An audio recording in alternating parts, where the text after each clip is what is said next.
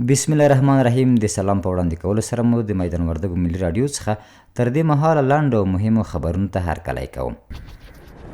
د میدان وردګو والي قریب اختیار معاذ د ولایتي پرمختیایي کمیټې غونډه کې چې ګڼ شمېر ادارو هم پکې برخه لرله سپارښتنې کړې چې د زرغون چاپیریال او ښېرازه راتلونکي لپاره ټولې ادارې په ځانګړي ډول ښاروالي د کرنې او چاپیریال ساتنې ریاستونه د نیالګي کینوي.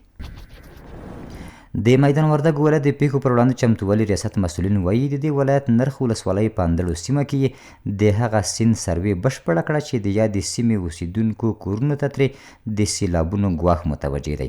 د پیښو پر وړاندې چمتووالي ریاست رئیس مولوي فیض الله جلالي وایي د اندړو اوسیدونکو د یو غوښتنلیک له لارې دغه ستونزې له دوی سره شریکې کړي دي او غوښتنه یې کړې چې کورونه یې د سیلابونو له خطره وژغوري. ښاغلی جلالي زیاتوي د دوی ستونزه یې له مرکز سره شریکه کړې او ژر به یې په اړه تصمیم ونیول شي. د مالیې وزارت وایي د ګمرکونو لوی ریاست له لوري د څه باندې 49 میلیونه افغانیو په لګښت د حیرتان ګمرک کې د موټرو تمځای جوړ او ګټه اخیستنې ته وسپارل شو. د مالیې وزارت وایي چې د تورخم په ګمرک کې امنیتي ځواکونو د تلاشۍ پر مهال یو شمېر جعلي اسناد کشف او ضبط کړي دي.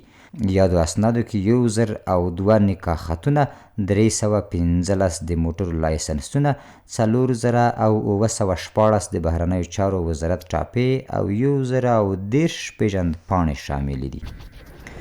د امیر روغتیا وزیر مولوي نور جلال جلالي کابل کې د جاپان له سفیر تاکایوشي کرومیا سره په کتنه کې د روغتیا برخه کې له افغانستان سره د همکارۍ پر دوام او پراختیا خبرې کړي.